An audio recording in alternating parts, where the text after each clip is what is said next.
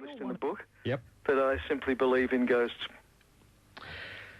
What's your own experience? I mean, just your personal experience. I mean, you've had lots of tales told to you, and you've seen photographs. Have you ever actually experienced an experience? Yes, I did see a ghost, but I have no memory of it. It happened when I was 18 months old, and my parents didn't tell me about it till I was about 12. Hang on a second. You saw a ghost when you were 18 months old, but you've got no memory of it. Your parents told you about it. They did, yeah. But how did they know about it? They saw it, not you. No, they didn't see it at all.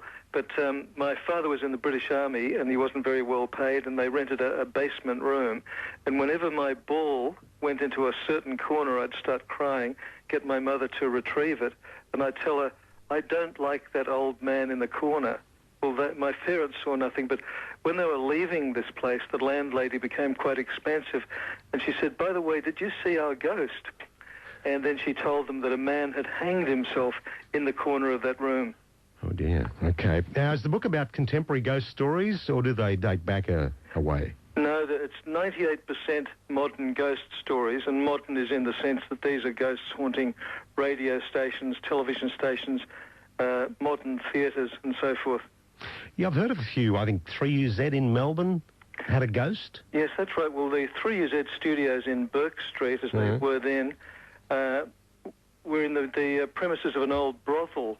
And one of the announcers there, Michael Markovic, or I'm sorry, I've got the first name wrong, but his second name's Markovic, and he heard a piano playing one night coming from the theatre in which they did live shows.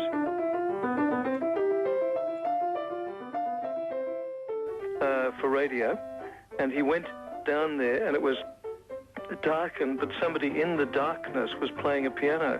So he switched on the light, and there was nobody sitting at the piano.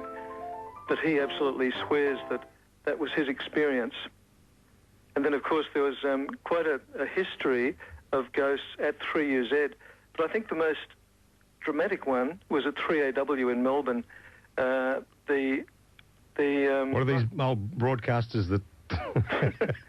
Well, the marketing manager there, David Mann... I'm just looking around the room here. David Mann, who's the marketing manager there, he told me that when he was a young announcer, he went up to do his all-night program one night, and he was walking along the corridor, and he saw an orange light coming from an alcove. And at first he thought that it was a fire, and he looked around for an extinguisher, but he couldn't see one. And as he got closer, he saw that, in fact, it was the image of a small, plump man, completely orange.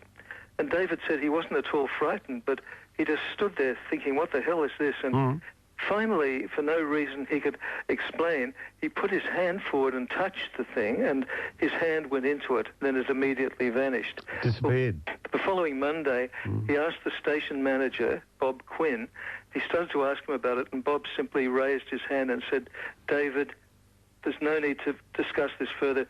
You've seen 3AW's ghost. A lot of people have seen it. Don't go there, David. Don't go there. Who's Lois Jackman? Who is he? Lois Jackman. Lois Jackman. Yeah.